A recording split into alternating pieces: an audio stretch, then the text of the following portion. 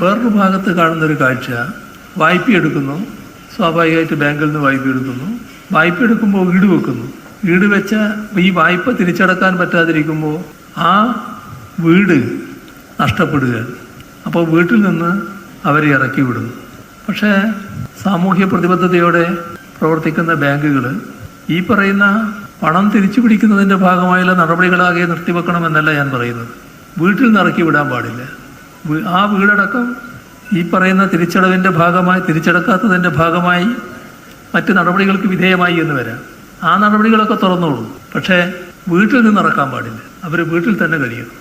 ആ ഒരു അന്തരീക്ഷം പൊതുവേ ഉണ്ടാവണം. സഹകരണ ബാങ്കുകളുടെ ഭാഗത്ത് നിന്ന് അങ്ങനെ ഇറക്കി വിടുന്ന ഒരവസ്ഥ, അത് നമുക്ക് ഭൂഷണമായിട്ടുള്ളൊരു കാര്യമല്ല. ബഹുമാന്യായ നബാർഡ് ചെയർമാൻ ഇരിക്കുന്നുണ്ട്.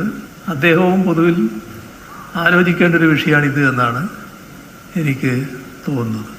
അതേപോലെ തന്നെ നമ്മുടെ സംസ്ഥാനത്ത് ഈ പരീക്ഷാ സമയത്ത് വീടുകളിൽ ഈ ജപ്തി നടപടികളുമായിട്ടൊക്കെ പോവുക എന്നൊക്കെ പറയുമ്പോൾ ആ വീട്ടിലാകെ കുട്ടികളെല്ലാം ഉണ്ടാക്കുന്ന വല്ലാത്തൊരു അസ്വസ്ഥതയുണ്ട്.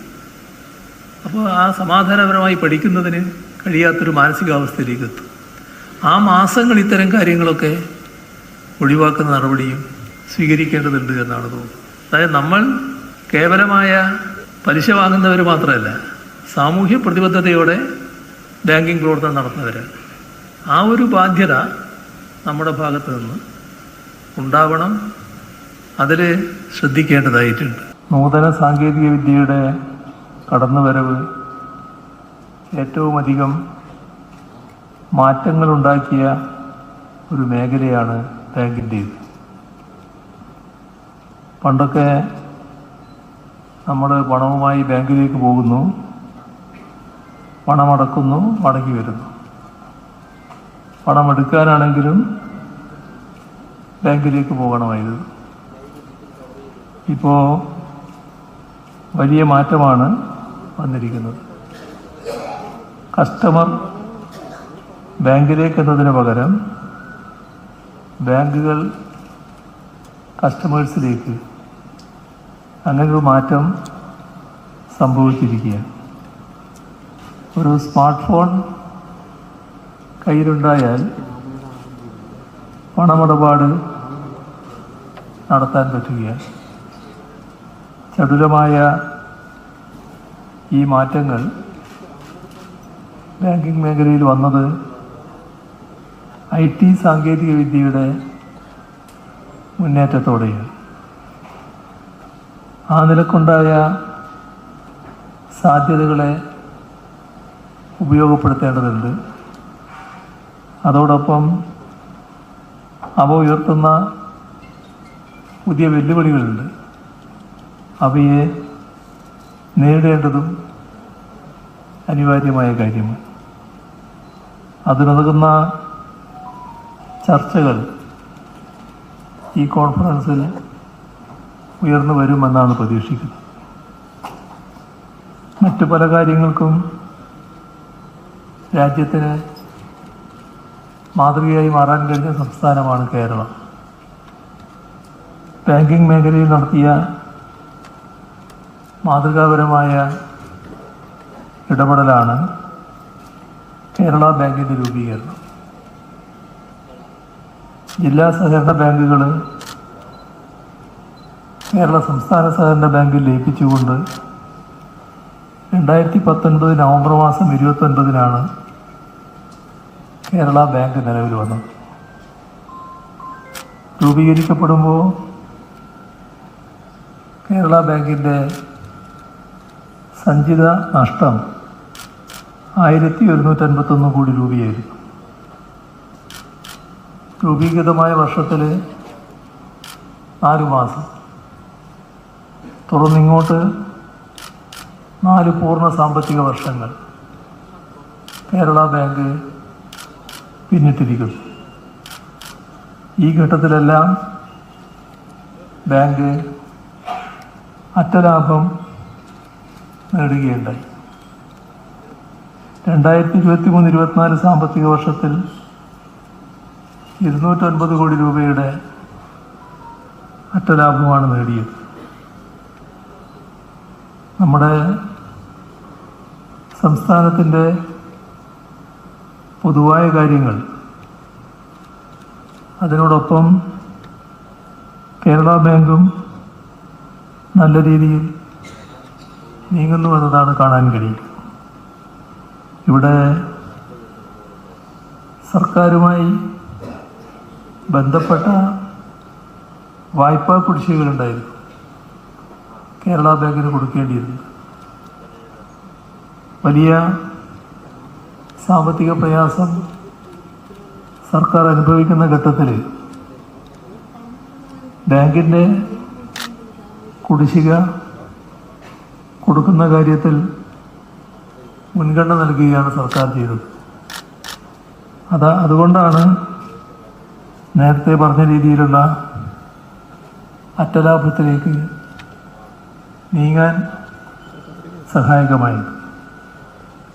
രൂപീകരണ ശേഷം ബാങ്കിൻ്റെ നിക്ഷേപത്തിൽ, വായ്പയിൽ, മൊത്തം ബിസിനസ്സിൽ എല്ലാം നല്ല വളർച്ച ക്രമാനുഗതമായി നേടാൻ കഴിഞ്ഞിട്ടുണ്ട്.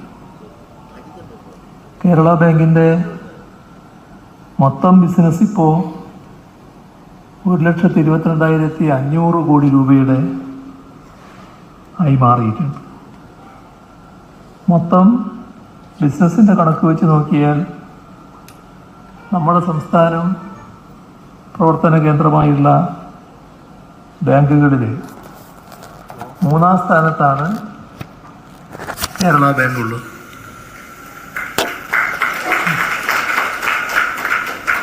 അത് അടുത്ത ഘട്ടത്തിൽ തന്നെ കൂടുതൽ ഉയർന്ന സ്ഥാനത്തേക്ക് മാറാനാകുമെന്ന് തന്നെയാണ് സാധാരണഗതിയിൽ പ്രതീക്ഷിക്കാവുന്നത്.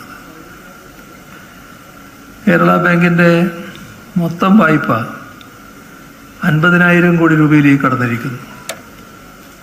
അതിനുള്ളൊരു പ്രത്യേകത, അതിൽ 27% കാർഷിക വായ്പയാണ് എന്നുള്ളതാണ്. കാർഷിക മേഖലാ വായ്പയാണ്. ഇതെല്ലാം സൂചിപ്പിക്കുന്നത് ചുരുങ്ങിയ കാലം കൊണ്ട് ജനങ്ങളുടെ ആകെ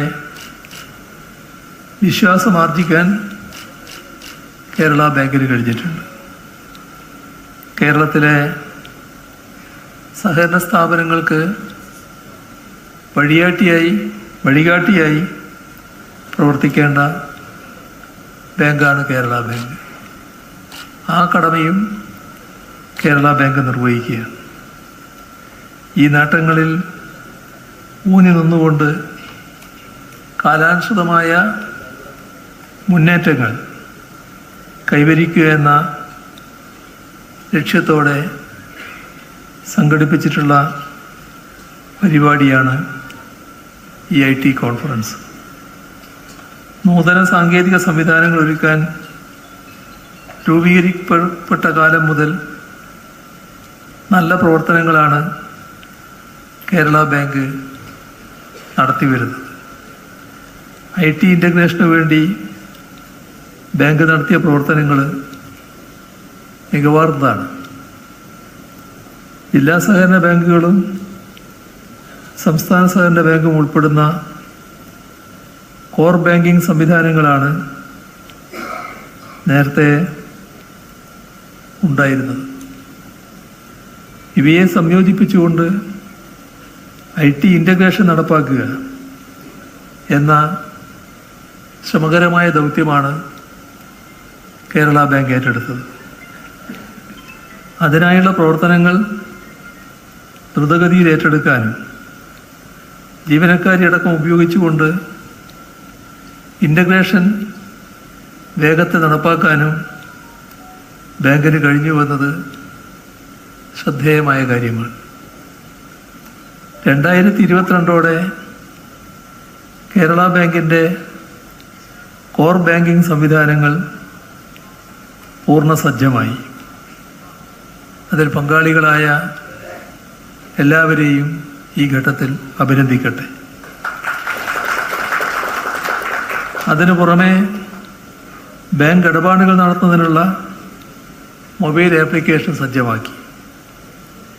ഇന്ന് വ്യക്തിഗത ഇടപാടുകൾ മാത്രമല്ല, സഹകരണ സ്ഥാപനങ്ങൾ, ബിസിനസ് സ്ഥാപനങ്ങൾ, കച്ചവടക്കാർ തുടങ്ങി കോർപ്പറേറ്റ് ഉപഭോക്താക്കൾ വരെയുള്ള എല്ലാവർക്കും ആവശ്യമായ സേവനം ഓൺലൈനായി നൽകാൻ കഴിയുന്നുണ്ട്. നിലവിലുള്ള സൗകര്യങ്ങൾക്ക് പുറമെ കേരള ബാങ്കിന് കീഴിലുള്ള പ്രാഥമിക സഹകരണ സംഘങ്ങളിലെ ഇടപാടുകൾക്ക് ഡിജിറ്റൽ ബാങ്കിംഗ് സേവനങ്ങൾ ലഭ്യമാക്കുന്നതിനുള്ള നടപടികളും സ്വീകരിച്ചു വരികയാണ്.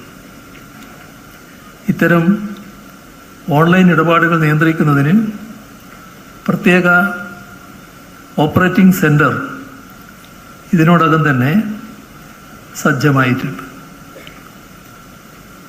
പ്രാഥമിക കാർഷിക വായ്പാ സഹകരണ സംഘങ്ങളുടെ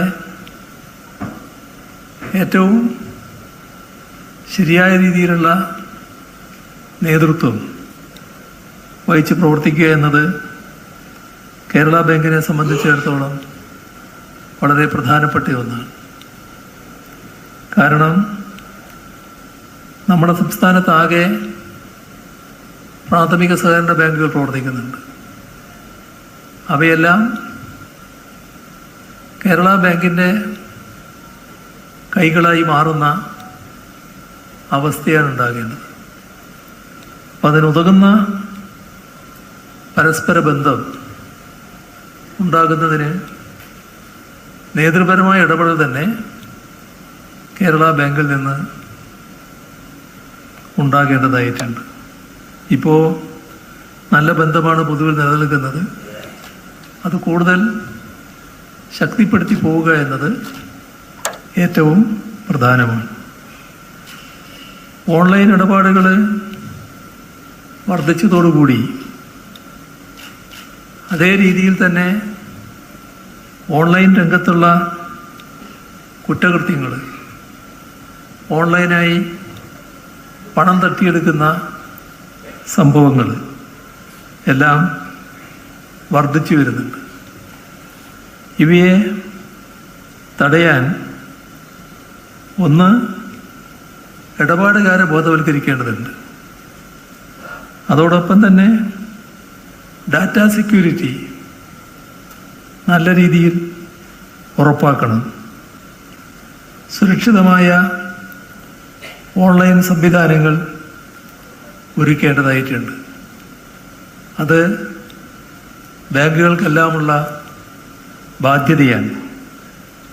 ആ ഉത്തരവാദിത്വം ഏറ്റെടുത്ത് പ്രവർത്തിക്കുകയാണ് കേരള ബാങ്ക് ചെയ്തിരിക്കുന്നത്. ഇതിനുതകുന്ന വിധം ഒരു സെക്യൂരിറ്റി ഓപ്പറേഷൻ സെൻറ്റർ പ്രവർത്തനം ആരംഭിച്ചിട്ടുണ്ട്. നമുക്ക് മുന്നേറേണ്ട മേഖലകൾ, അവയെക്കുറിച്ച് സമഗ്രമായി ചർച്ച ചെയ്യാൻ ഈ IT കോൺഫറൻസ് ഉപയുക്തമാകുമെന്നാണ് പ്രതീക്ഷിക്കുന്നത്. പ്രാഥമിക സഹകരണ സംഘങ്ങൾ,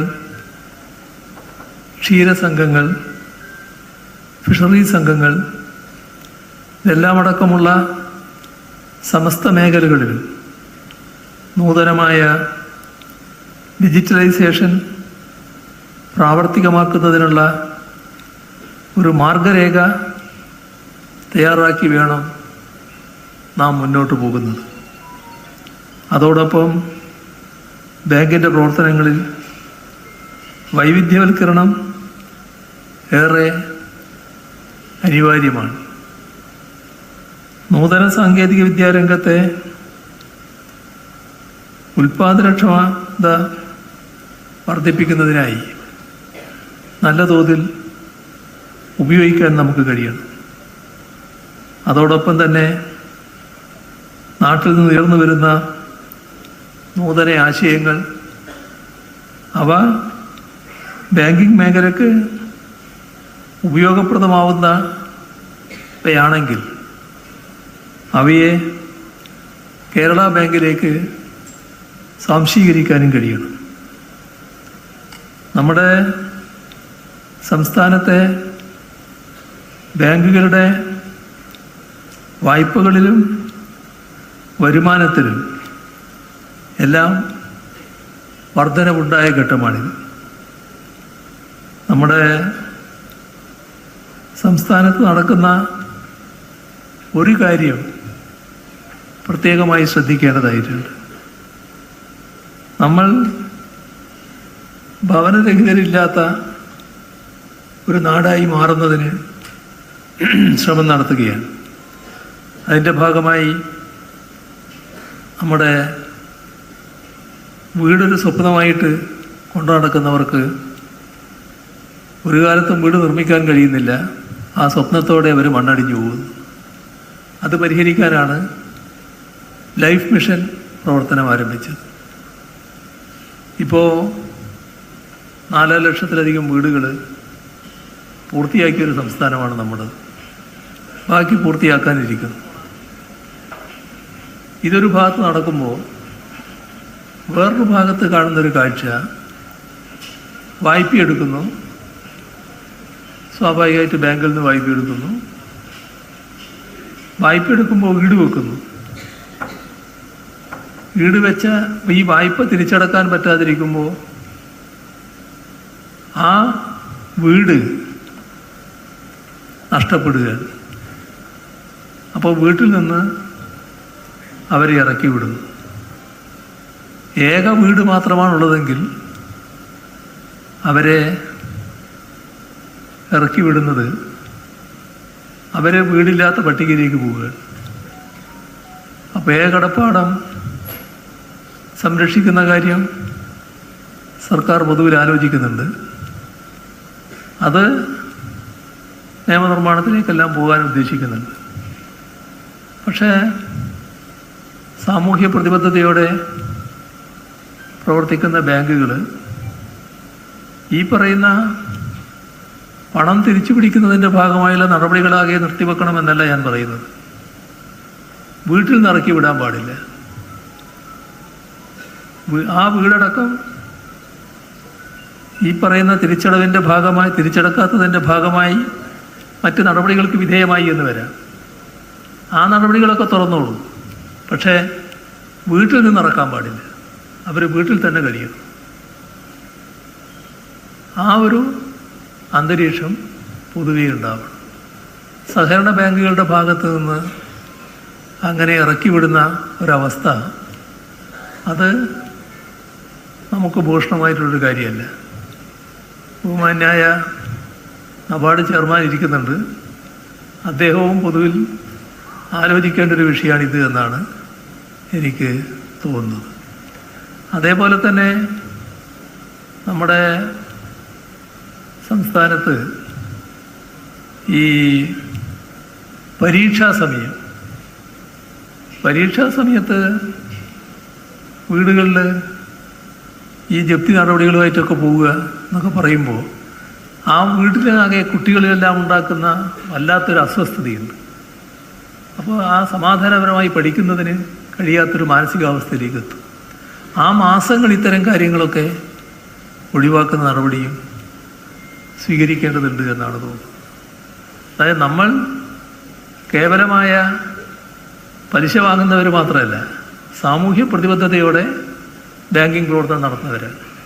ആ ഒരു ബാധ്യത നമ്മുടെ ഭാഗത്ത് നിന്ന് ഉണ്ടാവണം. അതിൽ ശ്രദ്ധിക്കേണ്ടതായിട്ടുണ്ട്. IT രംഗത്ത് ഇപ്പോൾ നേരത്തെ നബാർഡ് ചെയർമാനുമായി 2 വാചകം അവിടുന്ന് സംസാരിക്കുമ്പോൾ അദ്ദേഹം പറയുകയുണ്ടായി, നബാർഡ് നേതൃത്വം കൊടുത്തു എന്നതിന് IT കമ്പനി രൂപീകൃതമായിട്ടുണ്ട്. നല്ല ആശയമാണത്. കേരള ബാങ്കും അതിൽ പങ്കാളിയാകണമെന്ന് മിനിസ്റ്ററോട് പറയുന്നുണ്ട് എന്ന് ചെയർമാൻ പറയുകയുണ്ടായി. അത് കേരള ബാങ്കും അതോടൊപ്പം സഹകരിക്കേണ്ടത് തന്നെയാണ്. നല്ല കാര്യമായിരിക്കും. അത്തരം കാര്യങ്ങളിൽ നമുക്ക് നല്ലതുപോലെ നീങ്ങാൻ കഴിയേണ്ടതായിട്ടുണ്ട്. സാങ്കേതിക വിദ്യയുടെ വികാസം, ഉപയോഗം അതിന് ഏറ്റവും പ്രധാനമാണ്. കൂടുതൽ നല്ല കാര്യങ്ങൾ നിങ്ങളിവിടെ ചർച്ച ചെയ്യും എന്ന് പ്രതീക്ഷിച്ചുകൊണ്ട് ഈ പരിപാടിയുടെ ഔപചാരികമായ ഉദ്ഘാടനം നിറഞ്ഞ സന്തോഷത്തോടെ നിർവഹിച്ചതായി അറിയിച്ചുകൊണ്ട് അവസാനിപ്പിക്കുന്നു. നിങ്ങൾക്കെൻ്റെ സ്നേഹാഭിവാദനം.